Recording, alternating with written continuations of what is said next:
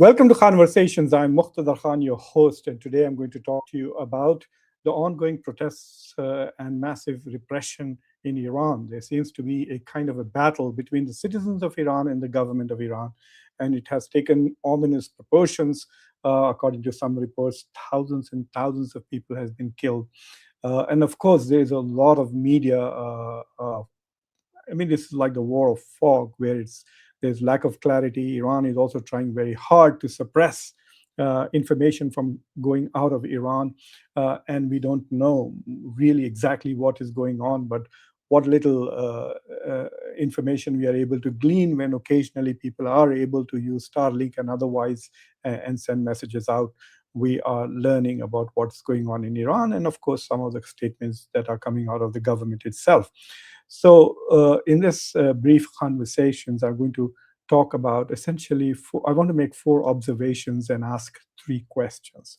So, that's all I'm going to do. I'm going to make four observations and I want to ask three questions. So, my first observation is that this all began like a Gen Z revolution.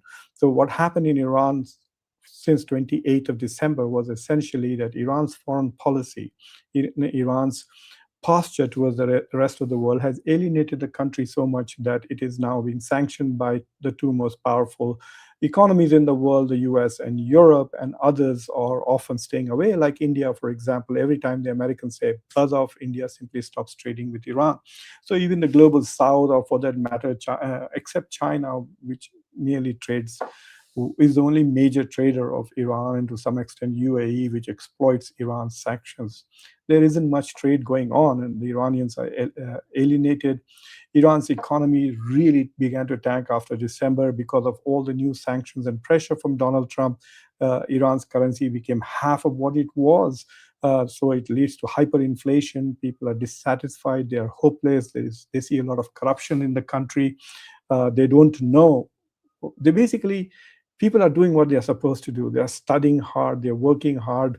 They are dreaming, and they are hoping to have a better future. But what the government does is just alienates itself from the rest of the world. There are no opportunities for the Iranians, and the economy at home is doing so badly that people are simply suffering, especially the middle and lower middle classes have suffered.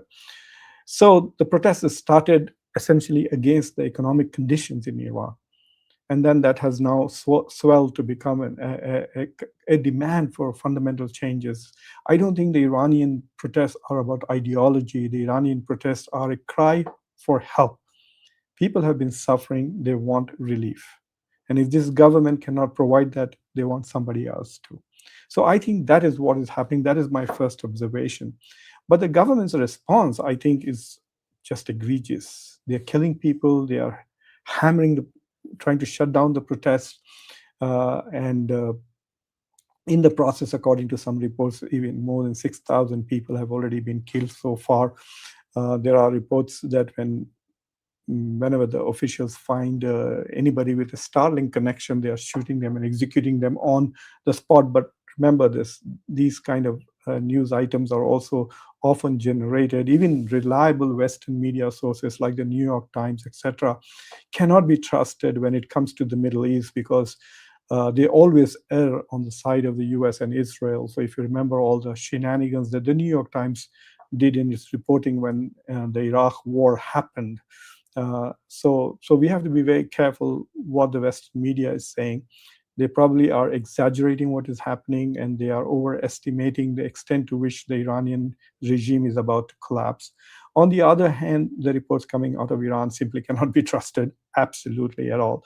They are fighting for the regime's survival, and they are going to use every tactics, including narrative building and media manipulation to their advantage. There are no other alternative sources of information where we can really rely on.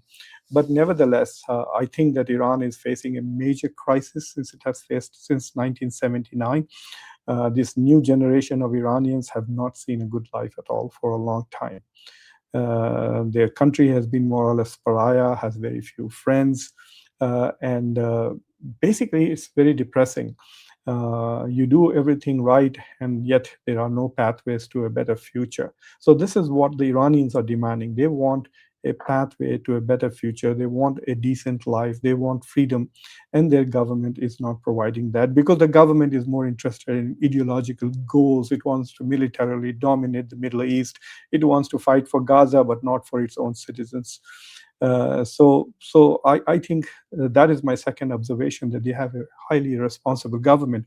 I do have a question about what Islamists and Islamic governments have achieved in this century, but that's towards the end. So hang in there.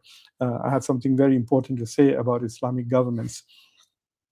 My third observation is that things are not getting better because of US and Israeli intervention. Israelis have openly, Israeli ministers are bragging as to how they are responsible for the protest that is going on, giving the Iranian government essentially a credible excuse to say that, oh, the people in Iran are not really upset with their government. It is just that the Israelis are inciting these protests. These are not real protests. These are fake protests triggered by the Israelis. And the Americans are inciting them. Donald Trump constantly is saying, please keep protesting and help is coming your way and I will send military, etc. The Iranians have killed over 6,000. Trump has done nothing so far to stop them from doing that. There are new sanctions that the Europeans are imposing, but those sanctions are not going to help the people. It'll actually exacerbate their suffering.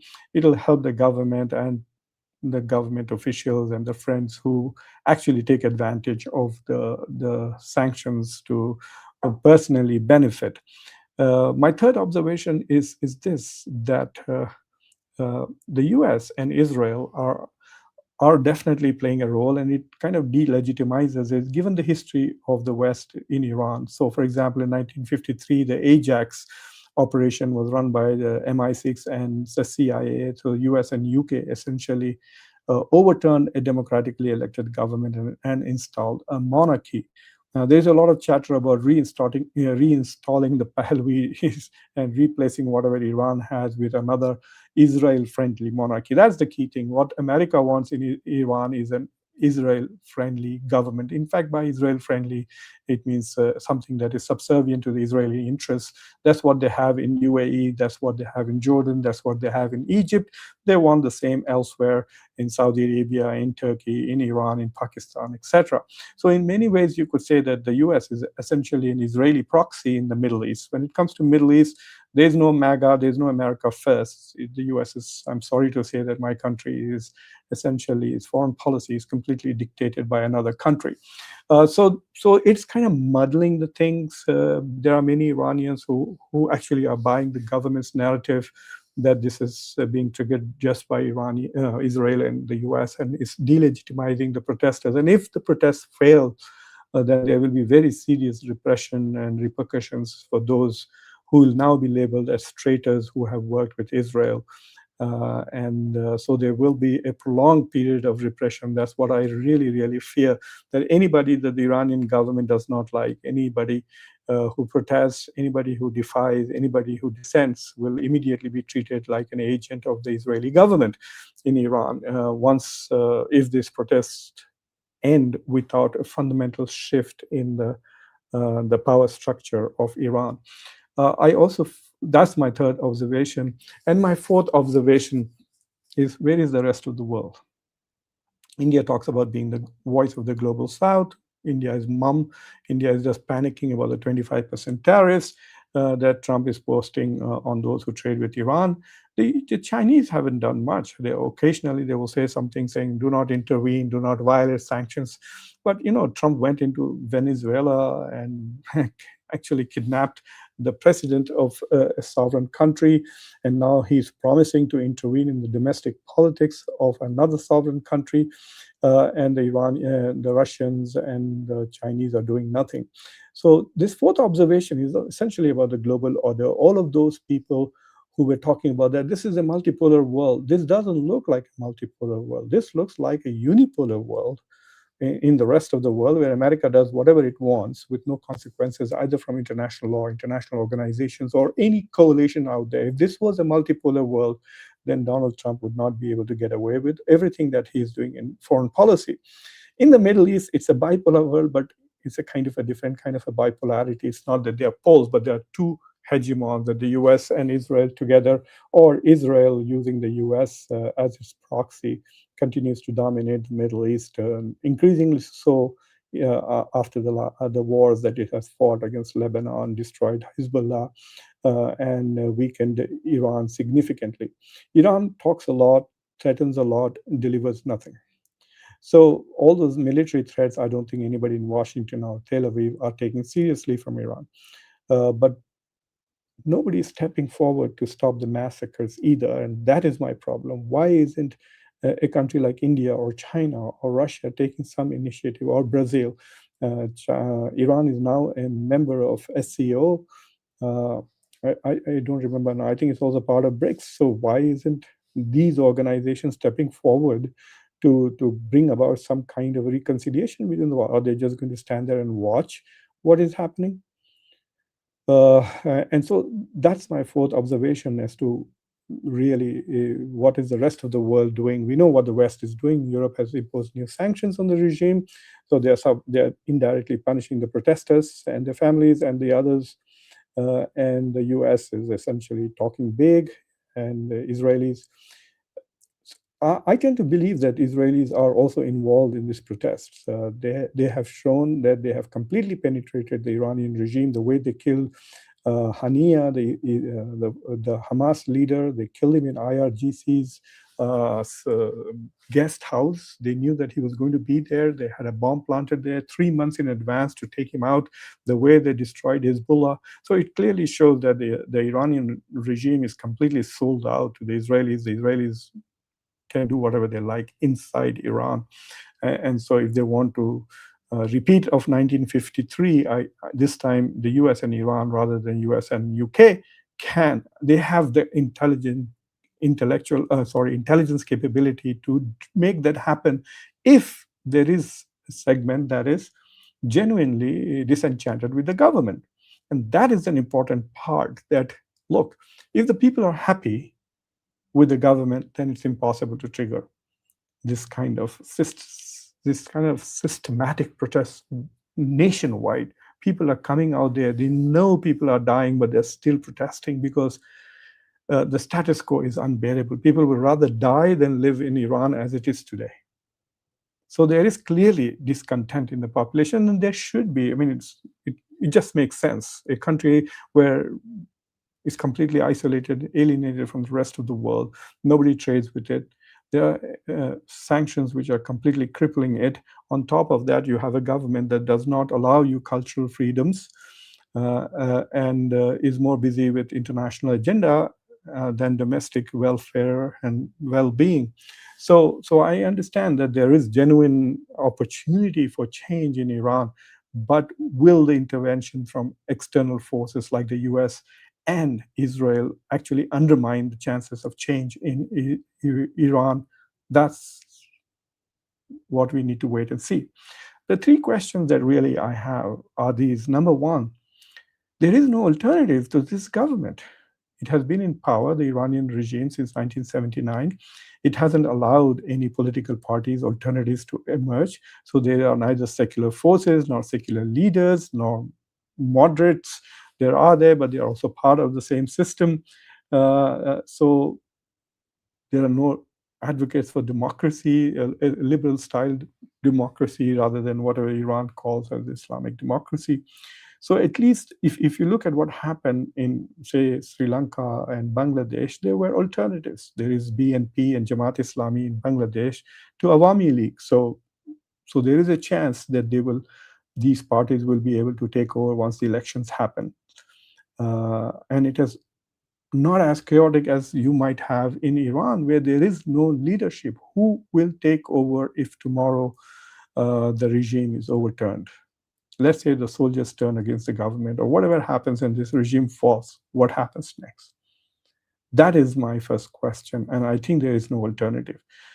If the Americans and the Israelis go in and install some kind of a puppet from here who will basically take its diktats from Tel Aviv, then I can guarantee you it will be worse than Iraq. There will be lots and lots of harm because the Iranians are not going to accept that. Iranians in the diaspora may are so hateful of their own government and their own country that they will do anything, and they may be subservient to Israel, but they're not going to go and live in Iran. So my next question is, what is next in Iran? Who will take over from them? I don't have an answer, and I haven't heard an answer from anybody else. My second question is, what happens if these protests fail? And there is still some change, that this regime becomes more dictatorial, becomes more militaristic, more authoritarian, and more suppressive and less open.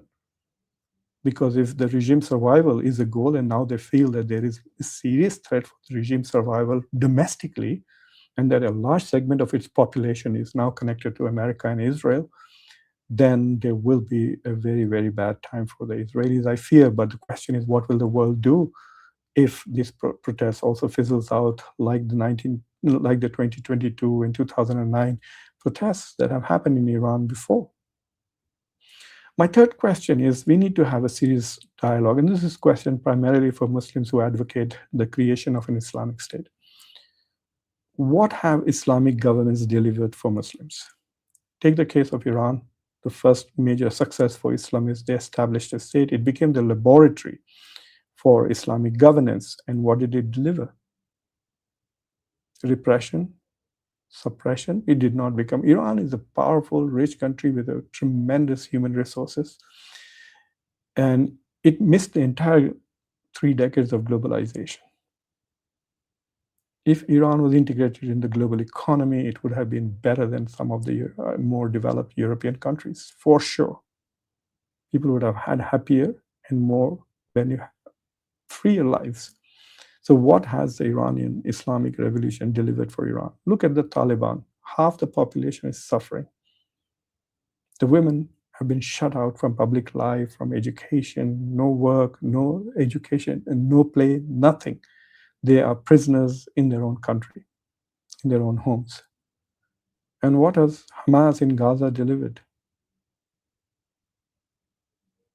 Triggered a violence, gave justification. Israelis committed a genocide, don't get me wrong. I'm not exonerating Israel at all. It's one of the worst human crimes against humanity, and the history should record that. But the question also should be asked, what did Hamas deliver to the people of Gaza? What did the Islamic regime in Iran deliver to the people of Iran? And what did the Taliban deliver to the people of Afghanistan? What is this talk of an Islamic state? The purpose of any government is to work for the welfare of its citizens. It should provide them as much benefits as it can. It should provide them with opportunity to achieve their dreams. It should give them cultural freedom, freedom of conscience. Protect them, not become a threat to them. And this is a very serious question that Muslims who, especially those who advocate the establishment of Islamic State, we have to implement the Sharia. And to what end? And look at the different understanding of what Sharia is. What the Iranians think is Sharia is so different from what the Taliban think and what the Saudis think. So I think this is time to start the dialogue also about what is the record of these so-called Islamic governments and what have they delivered to their citizens. So I hope you found this conversation interesting, thought-provoking. So please, if you have not already subscribed to the channel, subscribe to the channel, like this video, press the bell icon, and do share this video with your social political network. If there are some interesting questions, I'll be happy to answer them. Otherwise, I will take your leave. Sagar says, violence in Iran is exaggerated and mostly funded or sponsored by Mossad and CIA. I was listening to Alistair Cook and Scott Ritter yesterday. It seems that the world already knows what is happening. Well, partly, but like I was saying, why would Iranians go out there and die for Israel? And even if they're getting paid to do that, why will they die? There are so many Iranians, unless you're saying that nobody has died in Iran and the protests are not really happening. So if the US and Israelis are triggering, by the way, Scott Ritter and others have made a lot of claims about Iran, especially during the war, that Iran will destroy Israel, Iran will do this, Iran will do that. Iran did nothing. Iran got smashed. And so I don't take Scott Ritter seriously at all. I'm sorry. I have seen some of his shows.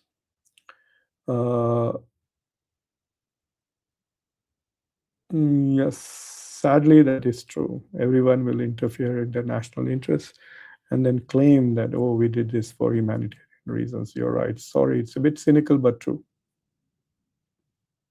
What dear Khan, you must remember Allah, not a fool or like us, and whatever. Iran was coming to Allah. I don't know what this rubbish is. All right. So, not many questions. So thank you for watching Conversations. Like this video, press the bell icon, and don't forget to share this with your socio-political network. Until next time, I'm your host, Muqtada Khan. Take care.